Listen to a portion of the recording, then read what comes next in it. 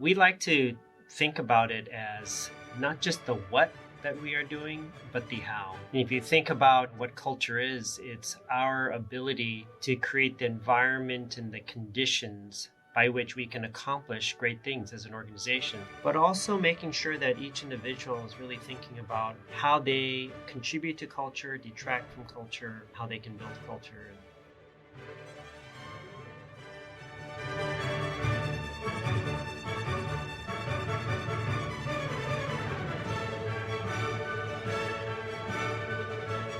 Welcome to Science of Leadership, the podcast dedicated to helping you become a better leader. Here, you'll gain valuable knowledge, hear inspiring stories, and learn the scientific principles that promote exceptional leadership. I'm Tom Collins, your host, and I'm thrilled to have you join us on this journey to becoming a better leader.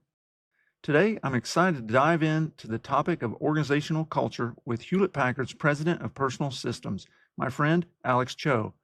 Alex leads one of HP's largest business segments, steering a $35 billion business and overseeing innovation and operational excellence for millions of users globally. With his deep expertise and career-spanning immersion in a storied organizational culture, Alex is the perfect guest to explore how leaders influence and foster an organizational culture that drives success. Stick around as we discuss actionable ways to build a strong culture and why it's vital for innovation, collaboration, and employee engagement. Alex, welcome to Science of Leadership, and thank you for joining me today. Thank you, Tom. It's great to be with you. To kick off our conversation, I've been thinking about this idea of culture and how important it is to successful organizations. Most of our listeners will have heard of the famed HP way. When you think about culture or when you are discussing it with those you lead, how do you define it? What does it mean to you? Yeah, what a big topic. Let's just jump right into it. Well, culture we think is, a core part of this thing that we do in business, in leadership roles. We like to think about it as not just the what that we are doing, but the how, and also getting to the why. And if you think about what culture is, it's our ability to create the environment and the conditions by which we can accomplish great things as an organization. So while we as leaders define what we need to get done for the business, focusing on how we do it. And you mentioned the HP way, you're right. One of the great contributions of the founders of HP has been the HP way, and it's very much about the how, with integrity and trust and respect, making sure that we are contributing and we're making an impact. A lot of that, again, is the how behind what we do. And we think as a part of what we as leaders must do in our day jobs, we think that culture in defining and demonstrating the how is a core part of that. Yeah, thanks for delineating that for us. Certainly in my interviews with four-star generals, when I was talking to them, this was a really important point that they made. It's not just what you accomplish, it's how you accomplish it. It's not only doing the right thing, it's doing the right thing for the right reasons in the right way. And that really culminated in this idea of culture and leadership, certainly. Since he lived in Palo Alto in the last years of his life, you may be familiar with the work of renowned social psychologist Edgar Schein. I don't know if you know him, but he really did a lot of early work on organizational culture, and he studied it and wrote about it extensively. And he wrote what's probably the most influential book on it, Organizational Culture and Leadership, a really popular book. And I think the last edition was the fourth edition in 2010. But anyway, have you ever read that or any of his work? I haven't read the book. I'm familiar directionally with some of the key concepts, but I actually was reflecting on the fact that when I went to school, I was surprised by a class that I ended up having to take. I was in the engineering department, and I remember one of the classes that was mandatory was organizational behavior. And I was blown away because we were, at the time we were doing engineering and mechanicals and all that. And the whole topic around organizational behavior, I thought was going to be the easy class. Yeah. Turned out to be the most complex in many ways, the most interesting class, and the one that really personally challenged me a lot to think about. Our jobs are not just to invent and create, which is a lot of what you do in engineering, but it's around creating the environment by which others can do it as well. And so I think and that fits very well with this topic of culture. So that was early days, and obviously that has continued to evolve in terms of learnings as an industry. Yeah, well, it probably says a lot about Stanford and the outlook, the culture there, and especially in the engineering department, and the close knit sort of community. Edgar Schein was there, and I'm sure had some influence on different folks there. So kudos for for them thinking about that and so forth. I would say that this work by Schein certainly isn't more academic treatise, if you will. So listeners probably haven't listened to that very much, and so you're in great company, I'm sure. Um, anyway, some of the things that were in there, I was thinking might be valuable is this idea of how leadership is tied to culture. And so early on in that book, he wrote, this is a quote, one of the most decisive functions of leadership is the creation, the management, and sometimes even the destruction of culture. And so that I think that resonates with what you're saying, that it is the responsibility of leaders to create that. Yeah, I mean, if you think about, and we spent a lot of time here at HP talking about the fact that a leader, again, helps to define the what, but creates and demonstrates the how, or needs to articulate it and create the conditions by which other people can deliver on the what. And so culture is a core part of what we think a leader needs to be Yeah. or deliver. Well, I'm curious, Alex, do you have a story from your career where you've had to build and support a strong organizational culture?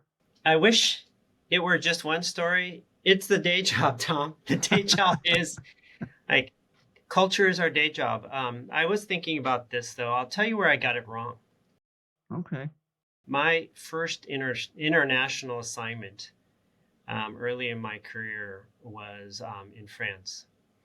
And so I'll tell you, I moved in the month of August. For those of you who know what it's like to live and work in France or in Europe, you know how busy August is. Not. Secondly, I came as the American. It was my first management role. I didn't know any of the language, and I showed up and I thought my job was all about the what. Here's what I want to get done, and I still remember the first staff meeting where I articulated, here's what we're going to do. I spent the time in August. It was a little bit slower getting all my notes. Here's what we're going to do. And our first staff meeting, when people came back, I said, okay, hi, I'm Alex. Here's what we're going to do. And I asked for any feedback. Nothing. And so we had a short staff meeting. And one of the people in there said, hey, you need to go to the coffee. We had a coffee machine. This is in the late 90s. And so I walked to the coffee machine, and the person had said, just go ask them what they think. And what was amazing is that after 3 coffees that I had, I heard so much. I heard that, hey, Alex, you didn't get to know us at all. You were kind of talking about what you wanted to do. And, over a period of time, I learned that, my job is not just to come in with all the what and all the bright ideas I might have. It's to allow people to have a voice. It's to allow people to be able to feel heard. It's to create the environment where they feel like they were connected to as a person. And again, maybe my first introduction in the wrong way of recognizing that our job in any organization or in the workplace is not just to go get stuff done that's on your mind, but is to collaborate, share, empathize, connect, be authentic, let people be heard and known. And within that, then align everyone to a common mission. So learn the hard way, but I'll tell you, one of the best lessons I had, and that is you don't just come in with your ideas, you come in with learning to connect with others first. Yeah.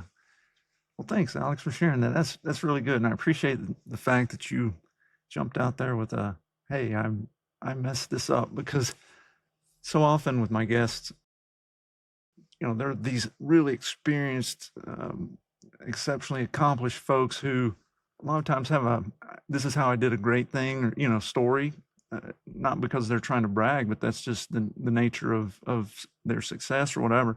And so I get to be the one who says, well, here's an example of how I screwed this up. So I I have appreciate many you. of those, Tom. I have many. In fact, part of what I've learned is you kind of need to just say, I get five. I don't know, a year or a week, and you just don't spend time worrying about the fact that you messed up. You say it's one of the five, and you learn from it. But it's a key part of what I've realized that I have to be open to.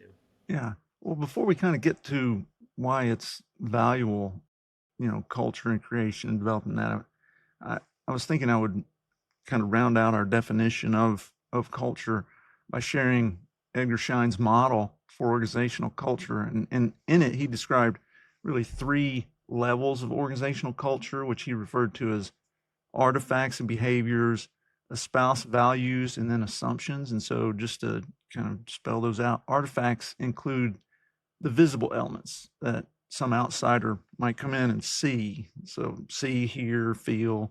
That can include the physical environment. So whether it's the building itself, how things are set up, cubicles and so on, the language that's used, the dress code, emotional displays, rituals, all those sorts of almost anthropologic things. The second component was the spouse values, and those are how folks in the organization represent the organization to themselves and others. And those typically inform the organizational artifacts, so what things really look like. And then that final level of organizational behavior is shared basic assumptions. And those are ingrained and taken for granted to the point that they're invisible to the people on the inside. A larger cultural example of this would be how people immersed in an individualistic mindset like ours in the United States cannot conceive of subjugating our own personal aspirations to the needs of the group as would be expected in a collectivistic culture such as those in Asia. And so anyway, those three components are what Schein said are what make up culture. So as we as leaders play an integral role in shaping those, I think we need to keep that in mind. Anyway, I wanted to kind of add that for just Thanks. definitional purpose. It's better than ChatGPT. I got it from Tom Collins. Great summary and synthesis. And but you're right. Actually, when you asked me about what is culture, and I made the big point about the what and the how, Yeah. but a lot of it's the why. Like underlying this stems from an assumption of what you believe and the why. And I think understanding the value of every person, Mm. understanding the value of the collective, understanding that we're here to make an impact. Just some examples of the why that I think then ladder up to the how, from which you have a basis to go deliver the what. So I like that mental construct that you just kind of explained here. It's, my pyramid. yeah, the why, the how. How. Yeah. Yeah. Yeah. A lot of things go down to the why. That's what they say in great marketing. Yeah. Yeah. You're there to go sell the widget, you know, but what's most importantly is the why. Why is that widget going to be important to you?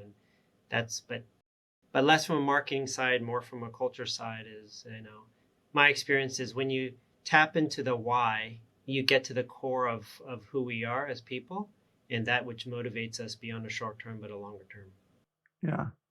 Well, shifting gears toward the value of why why it's important culture and that many of our listeners I think will have certainly heard of Lou Gerstner, who was the chairman of And IBM. yeah, Yeah, and so he once said, culture isn't just one aspect of the game; it is the game. And so while we've defined it, why do you think it's such an essential part of leadership?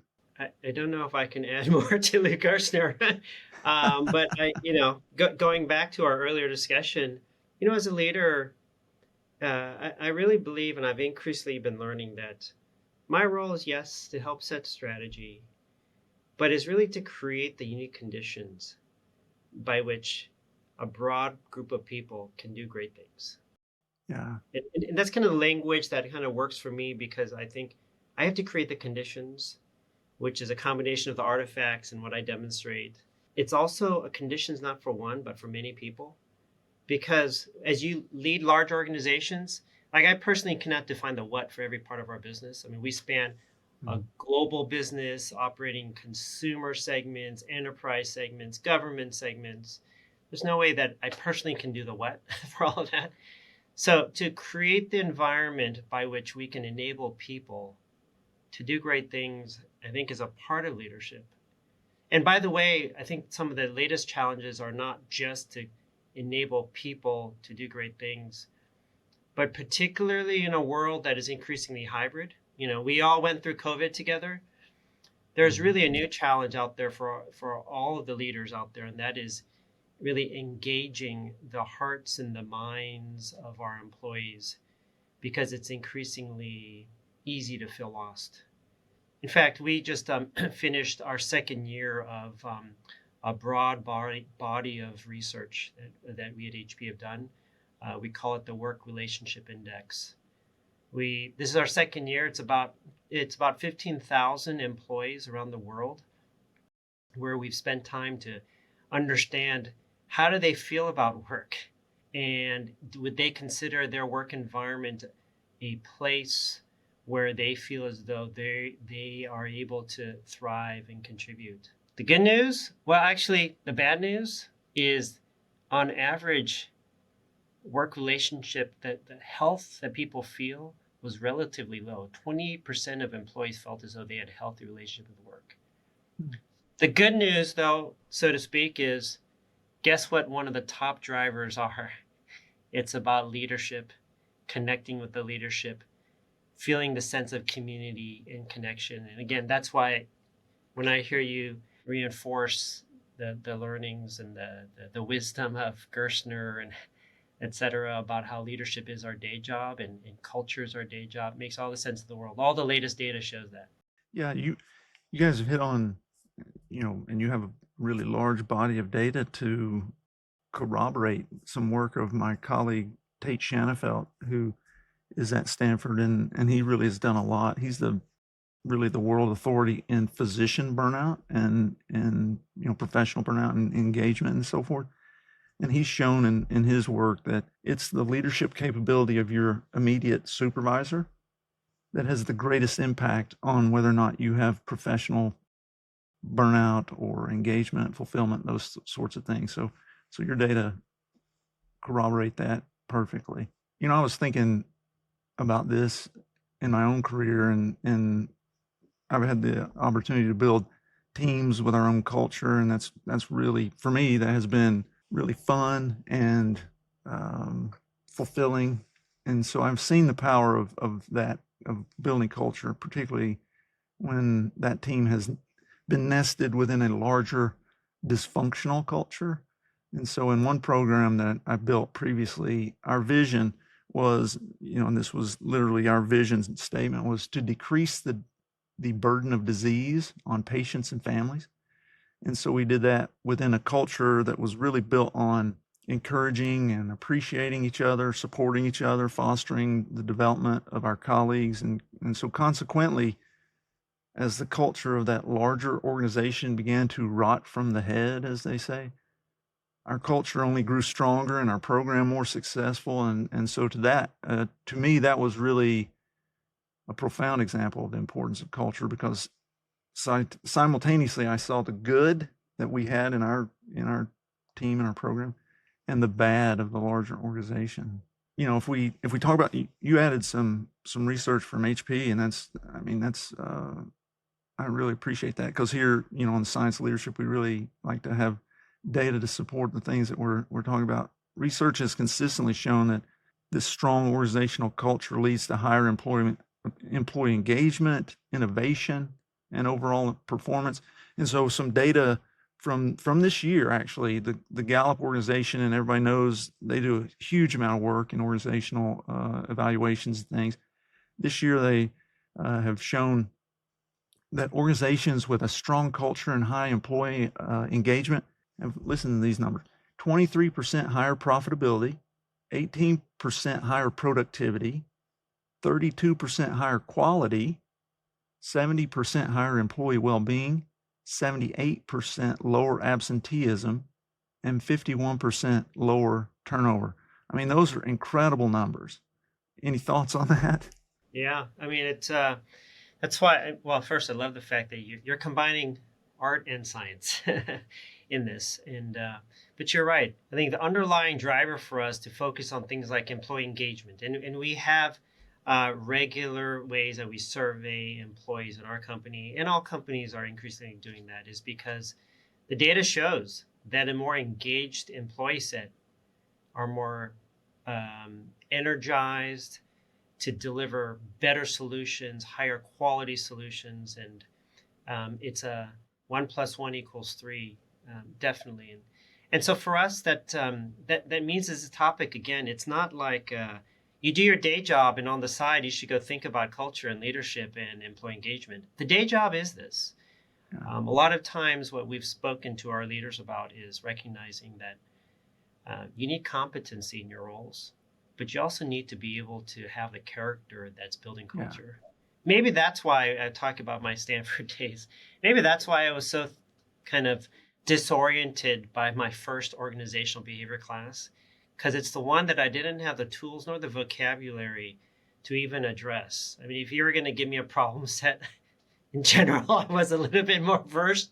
But now we're talking about organizational structures and decision rights and this thing called RACI. I remember I heard RACI in college and I thought, what is that? And negotiation. And it was not the vocabulary or the construct that made sense to me at the time. But as we know, that great work gets done as you address these things on top of the great idea and the great engineered outcome. Yeah, I mean, I think that you're hitting on this idea that leadership is so much more about relationship and how we're communicating with people and interacting with them and making them feel valued and important and part of the conversation, the organization. It's not just, did you hit the numbers? Did you make the widget? Did you do whatever? It's so much bigger than that. Yeah. And, you say that all great business comes from great relationships. And I think there's obviously a connection to what we're saying is that you need the relationship, you need that connection. But I also think that also applies to your individual ability to contribute. And I think when you feel connected, when you feel like you're part of something bigger, when you feel like you are known, when you feel like you are challenged in a way that is safe for you, then I think that adds to your individual ability and confidence to try things and take risks. And we need that. We can't be operating within our safe walls and innovate and grow. We need to be able to be in an environment by which we feel the support and the reinforcement to go do things beyond what we did before. Yeah. What you just said is 100% consistent with the studies that have been done. And I mean, you're in the upper echelon of one of the most storied, tech companies in Silicon Valley, and innovation and pushing the envelope and doing new and exciting things is part of the fabric of that organization. And certainly, if we look at studies, psychological safety, which you hit on, when people feel safe, psychologically safe, that they can put themselves out there and they know that they won't be crushed by somebody above them when maybe they mess up or they offer an idea that is outside the box. When they can do that, creativity increases, innovation increases, productivity increases, all the things that any organization that's trying to produce widgets or whatever they're trying to do, all of them survive on those things. In a really highly competitive environment, you have to have those things to stay up with the competition and to move ahead. And so 100% right, what you're saying with regard to consistency with research that's been published. Well, Alex, we've talked about what culture is, and we've just really hit on why it's important for our listeners. Can you offer some kind of practical advice on how to build and sustain a positive organizational culture? And I have the advantage of being a part of a company that really believes this, and so in many ways codified this. One of the key things that we do as a company is as a part of a whole talent management process, meaning how we build talent, assess talent, reward talent. We have an official set of assessments that's reflecting both the what, meaning what are the accomplishments, but the how. And the how includes the ability to collaborate, the ability to develop followership, et cetera. So number one is practically, we translate this into what we define as measurements for what a great leader is. And there's no, I think you mentioned rituals. There's no better way than codifying something to help make sure that it goes beyond rhetoric to something that you do. Second thing, practically, is to create time and space for this topic. I tell you, it's the hardest thing to do. In our day, if I were to show you my Outlook calendar, I got meetings. It's not the first instinct to create time to make sure that people are connecting, or to create time for us when we get together as a leadership team to talk about our culture and where we're at. But practically, building it into the agenda is another way that we want to do it. Like, we're not going to solve something unless we create time into that. And then the third thing that for us and for me has been important around this is what we would call operationalizing the sentiment, is not only creating measurements for leaders, but creating the time, but also making sure that each individual is really thinking about how they contribute to culture, detract from culture, how they can build culture. And one of the things that I personally have been increasing convinced of is just the power of what we say, our words. As you know, like, words have so much agency and power, and it's the collection of everything you say publicly and in smaller forms that I think that adds culture and does this. And I think holding people accountable to not only what they do, but what they say. By the way, there's another part that we find is important, and this seems a little bit antithetical to my day job, and that is there's no substitute to spending some time in person. And I say my day job because my whole day job is about empowering the world in a hybrid working and learning and world to use technology to connect. But what we have found is, in fact, what the data, since you're the data guy, data says that you only convey so much via voice and even video. You're going to get so much more because of body language when you're with the person, and you can see things outside of the immediate point of conversation. And we're in the world again of relationships, rapport, trust, being known, and there's no substitute for having, on top of your hybrid virtual video conference experience, which we've got a lot of solutions to do, to investing the time, the money to be together. So those are some of the practical ways that we operationalize this concept of what we say, the how is just as important as the what. Yeah, I really like those. Make it a value, make time for it, operationalize it, hold people accountable to it, empower them to do it. I think those are all really excellent.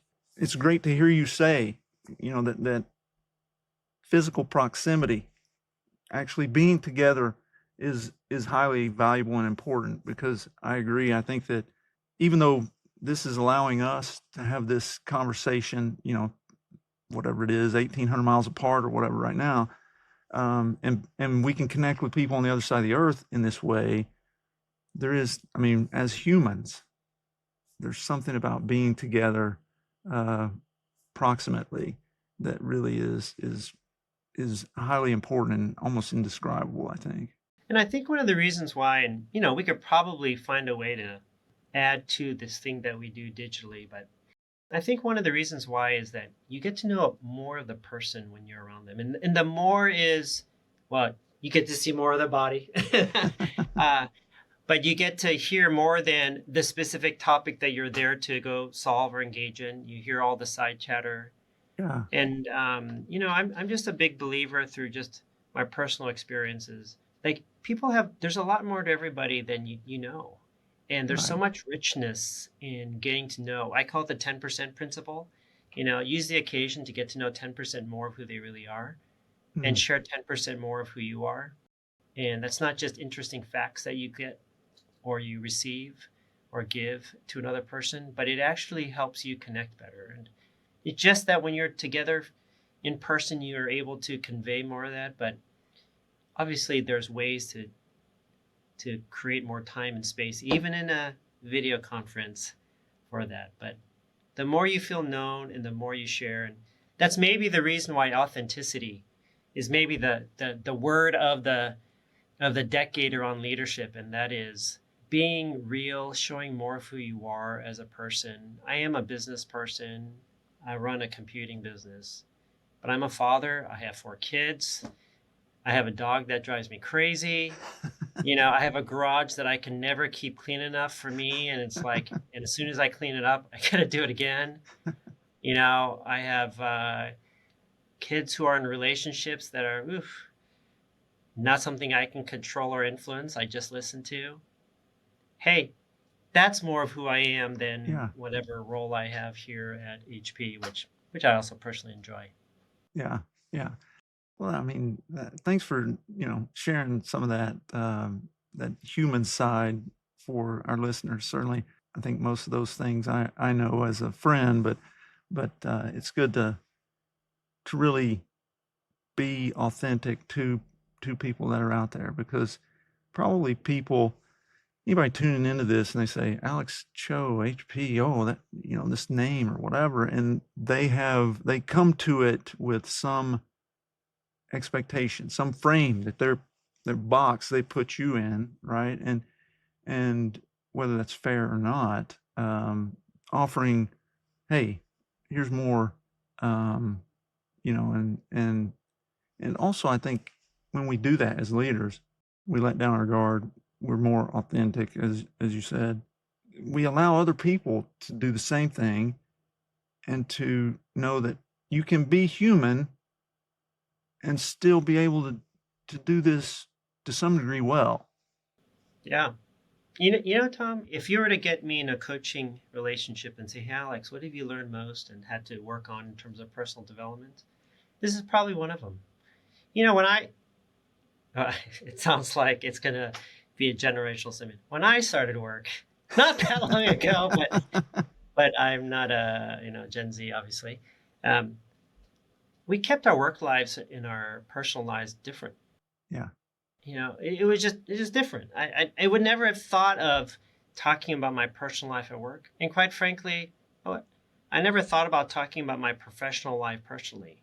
I distinctly remember a time when there was someone at work who heard that I had children. And I remember what she said to me. I had no idea. And I thought, what? And you know what was so interesting? It was literally within the same month that someone in my personal life who said, what do you do? I have no idea what you do, and because you always talk about this stuff. And I remember being struck by the fact that at least for me at the time, that I was a bit too rigid about having a professional persona Mm-hmm. and having a personal persona. And it was not ultimately, actually, I lost something by not allowing people at work to know that I have life outside of work. And I lost something in my personal life by not allowing them to know that I have a career that is a part of who I am. And it has been one of the bigger parts of me, both personally, to let people know I do have a job and just kind of, et cetera.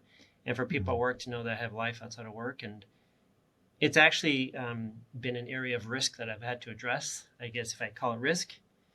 But I'll tell you what, like, my family loves the fact that they have some view of what my day life is like. Not all the details, but they know who I am more because of it. And I think people at work appreciate more that they know that I'm more than a machine. Someone has said Yeah. once, you're a machine, you're an action item man, and that I'm a person. So it's Yeah. been my probably big area of needing to develop as a person and as a employee leader. Yeah. I can say that I've experienced the same thing. I mean, I always I'm a pediatric cardiologist, right? So I take care of kids who have really abnormal hearts and arteries and things. And so when I'm at work, I'm business, like I'm serious, right? Because what I do is, to me, so incredibly serious. And so I think people, when I'm always making jokes. They may not know it. My humor tends to be pretty dry. Sounds like a dad joke kind of Yeah. guy. Yeah. I'm a dry humor kind of guy most of the time. And so people, I'll say something, they don't understand it's a joke because they see me as this just hyper serious person in a work environment. And so that's something too, just like you, that I've had to work on to be like, okay, let's show our human side to those we're working with. Obviously, I do that with families and things, and I empathize and care for them in those moments. But it's different with the folks that I work with, and so learning how to do that well and still learning that. But yeah, I think you and I probably share some similarity in that regard. I'll tell you one thing that is really unlocked for us if I combine this to the day job. My day job is to, develop PCs and peripherals and displays and all these things. And what struck me is we use slides like every company, probably too many slides. Yeah. And the cover slide, our old cover slides, just before you get into the content, it was just like, I don't know, dull and dry. And like, so now I have this thing where I want my cover slide, and we have the standard cover slide, and it's got boxes of people and younger people, older people at work, at home, outside. And then I take the occasion to tell our customers and partners, but also internal teams, we create products, millions of products, millions, worth billions of dollars. But you know what? Our goal is not the P of products, our goal is people. And so we see that our mission is to help people connect to work in the office and now at home. We address people who are younger and learning in education, older in the workforce. And for us, that has been more than rhetoric. It has actually been a wonderful way of recognizing that we innovate for people. And innovating for people is what drives a mission that lasts beyond the current financial quarter or year. It's something that lasts. And it is the bigger thing. Again, I'm a big believer that people do well when they recognize they're part of something bigger. And maybe it is similarly not just talking about the what of the product, but the why. And as I think about culture and people, it's all about recognizing that at the end of the day, we are people interacting with other people, whether we're teaching them, working with them, innovating with them, serving them, asking things of them. So anyway, next time you see a presentation by Alex Cho, you'll see my cover slide. A lot of color, a lot of people, some products in there. Yeah. Well, I think that, just as you say, you're getting with the why, the what, and the how. And so putting that foundation in there first, I think, is exceptionally intelligent, thoughtful, inspiring probably to those that you're leading. You know what, Tom? The other thing is, it is the universal, meaning, we have a global company. I mentioned my experience living in France. I've also lived and worked in Asia.